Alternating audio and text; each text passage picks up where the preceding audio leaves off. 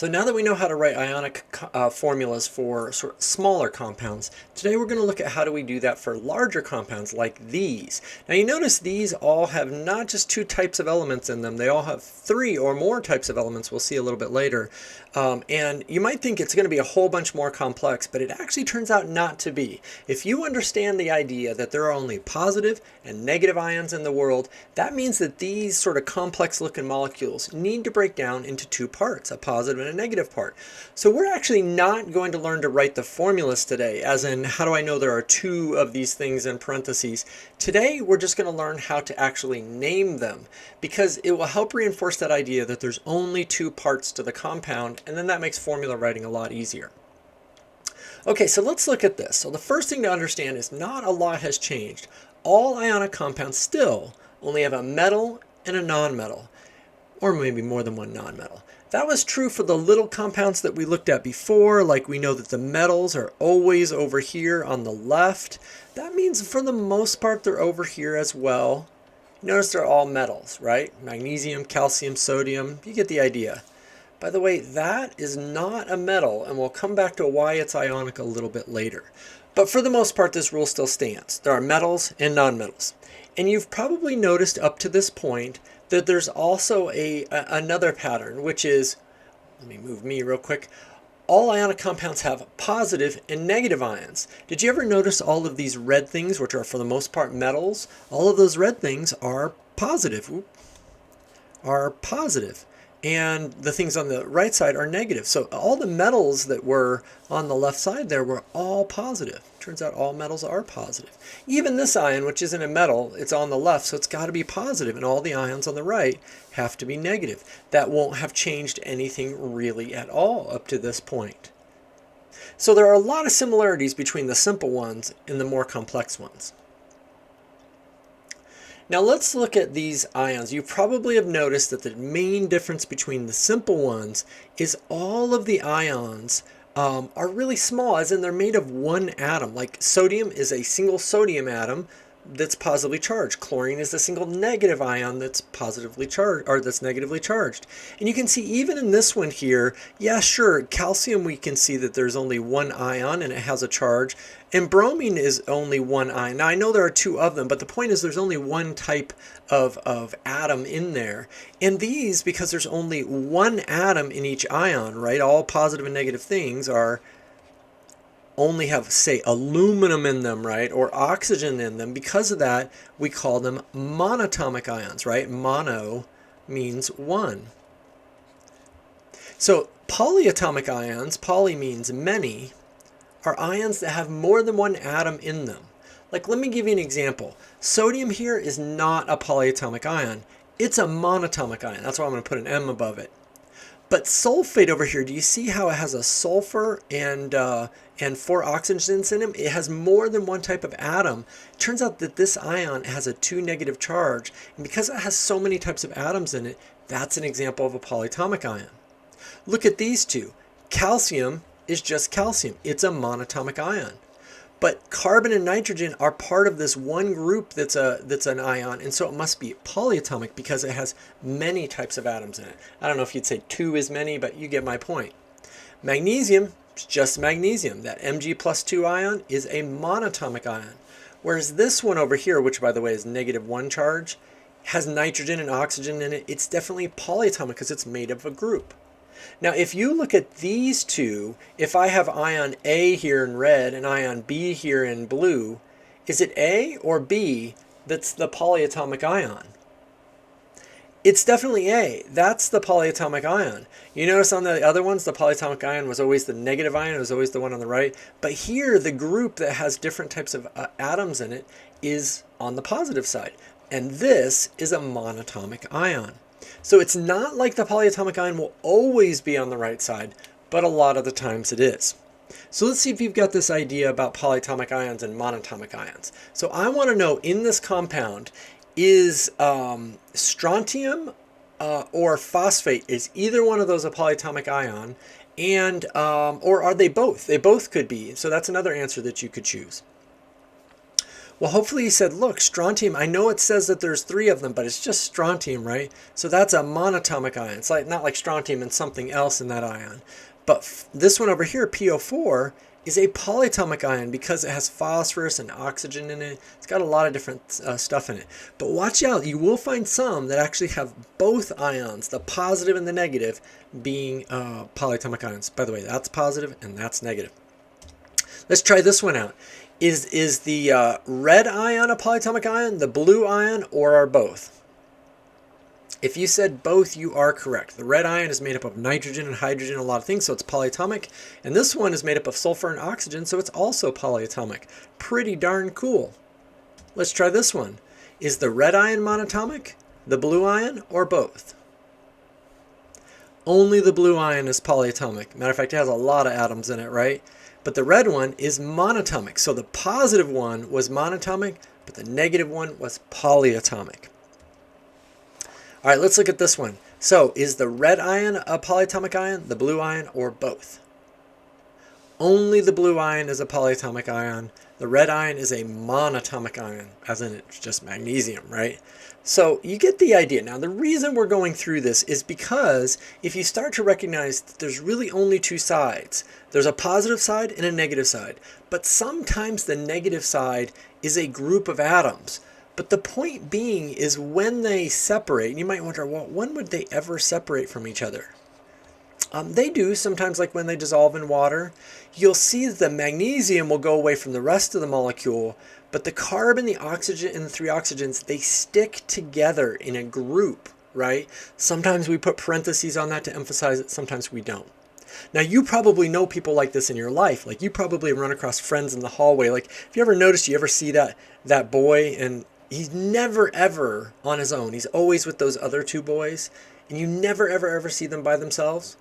That's like a polyatomic ion, right? That's how they work. Well, let's try this one out. Is the red one a polyatomic ion, the blue one, or both? Definitely the red one is a polyatomic ion. It has nitrogen and hydrogen. Fluorine over here is just monatomic, right? So the positive one was the polyatomic one here, and the negative one was the monatomic ion. All right, now before we get on to naming though, I wanted to point something out to you. If you look at this slide as a whole, do you notice that most monatomic ions are on the right side? Not all, but most are negative, and that's going to be helpful for what we're about to do. Okay, so how do we name these things? Well, just like the smaller ones down here, which we already know how to name, you guys know these. I would not call this one, woo, that's terrible, sodium. I would not call this one sodium chlorine. I'd call it sodium chloride, right? When it's a monatomic ion, which these both are, but the right side we name it ide, right? This one, how would you name this one? Let's call this number 2. Calcium. Maybe I'll write it down here. Bromide, right? Not bromine, bromide. Whenever it's a monatomic ion on the right side, we name it with ide. How about this one? Number 3, what would you name it? Aluminum oxide. Very good. All right, so how do we name the bigger ones? Well, it's the same thing. You notice all these had 2 names, right? It has sodium chloride, calcium bromide. 2 names. Why? Because they're positive, negative. Aluminum oxide, positive, negative. So up here, it should be the same thing. We should never have more than 2 names. In other words, we are not going to name this one sodium sulfur oxide. Nope. Sodium, sulfur, oxide, that's 3 names, right? That's not going to work. The second one, not calcium, carbon, nitride. Nope, we're not going to do that. There's only 2 names ever. Now, that means that the first part's going to be easy. It's going to be like sodium or something like that, right? But the second part has to have a name, and if we can't call it like sulfur oxide, that means we have to make up an independent name. Maybe we'll call it Fred, like sodium Fred, right? Maybe this one will be calcium, I don't know, Tina, calcium Tina. Now, those aren't the names they really use, but my point being is we're going to have some sort of combined name that we're going to use to name these things. It's not going to be carbon nitride. It's not going to be like that. That would be 3 parts to the name. We can only have 2 because it's positive, negative. That's it.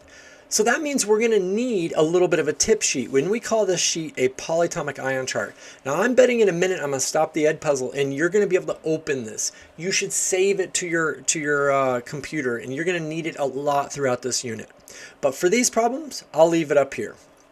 So a polyatomic ion chart gives you the names of those polyatomic ions. So let's name this first one. We said it would be sodium, but we know we can't name the second one with whatever name we want. It's got to be one name. Sodium. Well, if I come down here and look at this, sodium SO4. I got to be careful. Oh, there's SO4. Way down here. You guys see SO3 and SO4? It's sodium sulfate. That's the name of that polyatomic ion. Sulfate is this thing, right? Not sodium sulfur oxide. Nope, that's three names. We don't want that. With positive, negative. Sodium sulfite. So whenever you have a polyatomic ion, you got to come to the sheet. Let's try this one out. Calcium. Well, look at CN. Do we see CN anywhere? Right there. Cyanide. You may have heard of that one before. In mystery novels, they always poison people with cyanide. Yeah, calcium cyanide. Not calcium carbon nitride. Nope, that's three names. We need calcium positive, cyanide negative. So all polyatomic ions have their own specific name, which you've got to look up here. Let's see, this one, magnesium, NO3, I'm looking for it right there. Nitrate. Nitrate, and I gotta be super careful, right, because you guys see NO2 is nitrite, right? Spelling's gonna matter here. Let's try this one out. So the polyatomic ion is on the left here, right? It's the big one on the left, and you notice that most polyatomic ions are negative. These are all the negative column. You see how the only one in the positive column here is ammonium? So it's ammonium. Ammonium, right? There it is.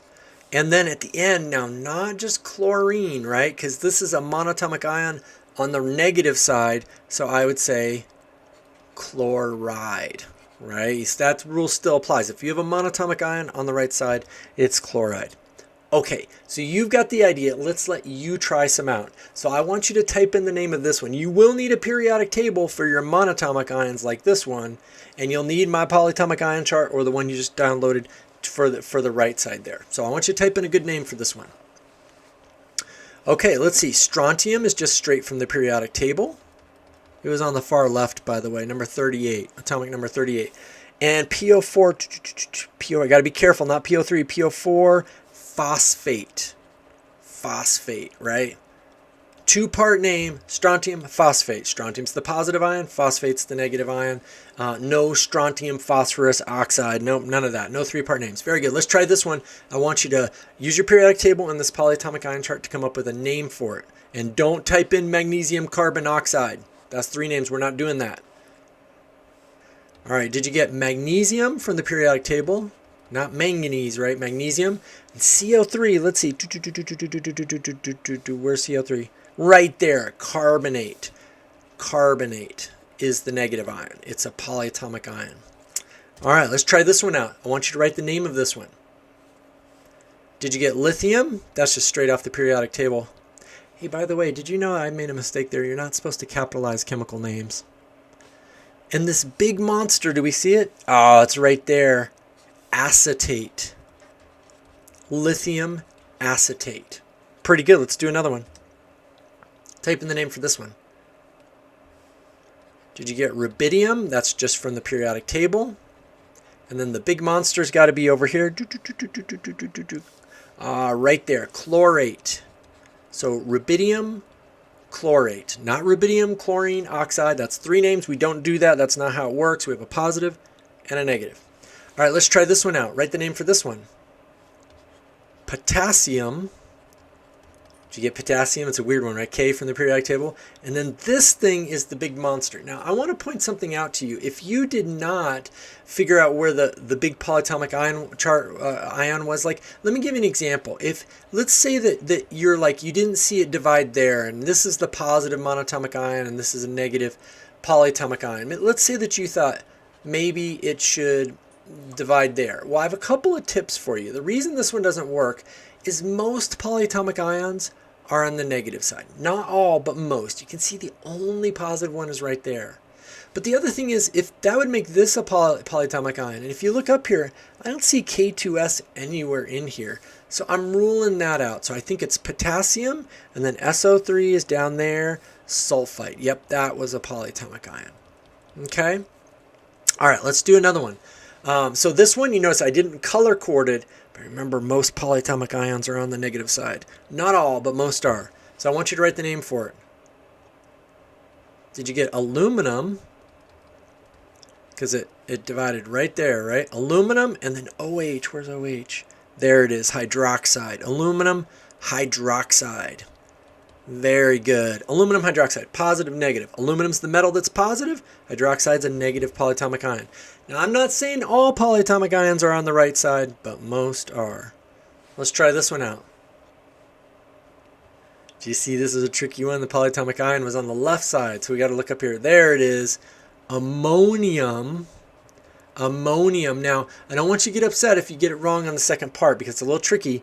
This is a negative ion that's a monatomic ion. It's not on the chart. So we're not going to call it nitrogen. We're going to call it nitride. That's right, nitride.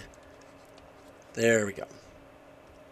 All right, so that's how we name compounds. Now you might wonder why we didn't start with formula writing. And the reason is because checking charges is the same process. Once you convince yourself there's only a positive side and a negative side, it gets way easier. And once you realize that polyatomic ions, they're like groups. That's like that group of friends you see where they're never apart.